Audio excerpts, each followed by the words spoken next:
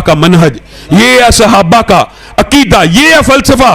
अगर ये बात आप अपने देवबंद और बरेलवी भाइयों को समझा दे तो इंशाअल्लाह इख्तिलाफात खत्म हो जाएंगे। वहां से निकले हैं तेज रफ्तारी से, घोड़ा दौड़ाते हुए मदीना में पहुंचते हैं। ए उमर, आपने ऑर्डिनेंस जारी किया। जी हां, आपने किस दलील के तहत, किस असूल के तहत ये ऑर्डिनेंस जारी किया है? आपने जो ये हर कादी को ऑर्डिनेंस भेजा, आपके पास इसकी क्या दलील है? कौन पूछ रहा है? एक मुकाबले में एक साहबी का दर्जा बुलंद और दूसरे का कम। हजरत उमर आपकी गुफ्तगू को सुन रहे हैं और मेरे जहन में आता है, ये वैसे रवायत के अंदर अल्फाज मौजूद नहीं। हजरत उमर सोचते होंगे मिस्र से आया है, ना सलाम ना दुआ, आते साथ मेरे से पूछ पड़त करना शुरू हो गया, कोई खाना पीना बैठना। कहा तू जो आगे है मेरे से झगड़ा कर रहे हैं, तेरे पास मेरे इस ऑर्डिनेंस के खिलाफ क्या दलील है? मैंने तो बड़ी गौर फिक्र के साथ अपनी राय के साथ यह इज्तिहाद किया कि 50 ऊंटों को हाथ के ऊपर इंसाफ के साथ कैसे तकसीम किया जाए। उमर, आपकी राय दलील नहीं है। औफ बिन मालिक कह रहे हैं आपकी राय दलील नहीं।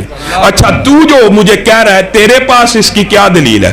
कहा हां उमर, सुन लीजिए, मैं इसी मदीने में बैठा था, रसूलुल्लाह की बारगाह में बैठा हुआ था। रसूलुल्लाह दियत के मसाइल बयान कर रहे थे। रसूलुल्लाह ने ये अल्फाज कहे थे, अला इन्नल असाबिया, अला इन्नल असाबिया फी दियतिन सवा। अगरचे कुव्वत और ताकत में उंगलियां बराबर नहीं है, लेकिन दियत में बराबर हैं। सुभान अल्लाह। हजरत उमर उसी वक्त अपने कातिब को बुलाते हैं और क्या कहते हैं? ये अजीम शान फतवा और अल्फाज हजरत उमर ही से मुस्तार हैं। कहते हैं लिख, उमर का फतवा दोबारा लिख।